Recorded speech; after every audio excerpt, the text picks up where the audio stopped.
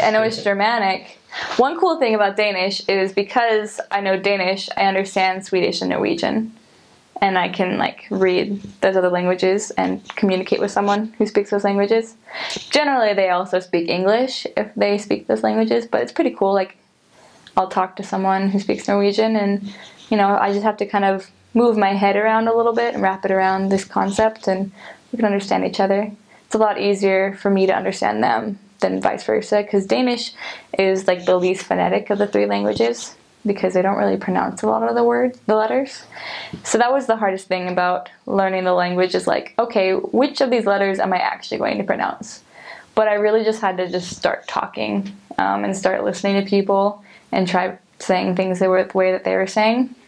That's why it really helped for me to like just talk to people nonstop. I would sit down on a bus next to someone and I just start talking. And like, it didn't matter if I sounded ridiculous, because like I was learning, and they really appreciate that you're learning their language, because there's a lot of foreigners that don't even try.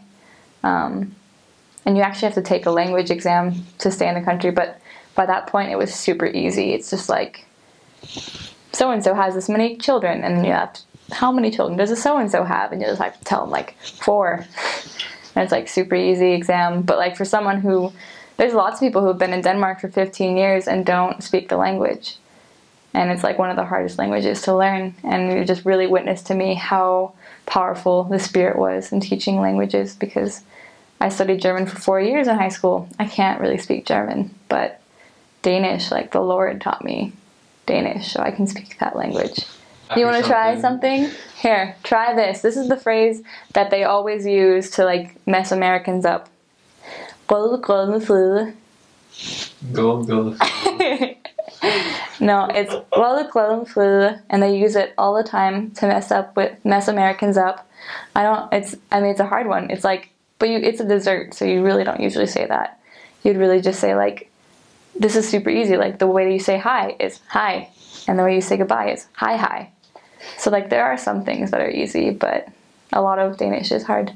But you just have to listen to the way they say it, and you actually have to learn to move your tongue in a different way than you ever have. Like a lot of it is like actually sticking your tongue almost out of your mouth to like get the right sound, which we don't usually use our tongue in that way in English.